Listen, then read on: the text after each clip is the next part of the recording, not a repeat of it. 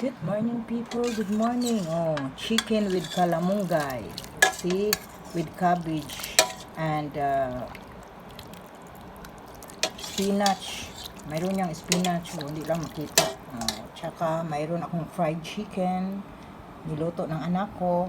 Nagprito siya ng manok. Minarinate niya kagabi. Tapos pinirito niya kaninang umaga. Ito yung ulam ko.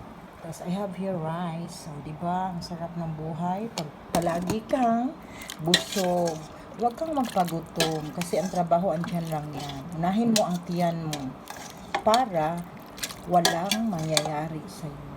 Kasi mag-collapse ka, basta panay ka linis. Tapos gutom ka, mag-collapse ka. Uy, sometimes I feel dizzy, but now I have to do this every morning. Kain muna ako para wala akong mararamdaman. Kasi ang pagtrabaho, makahintay lang yan eh. Itong tiyan natin, unahin muna natin. So, kain na tayo guys. Thank you.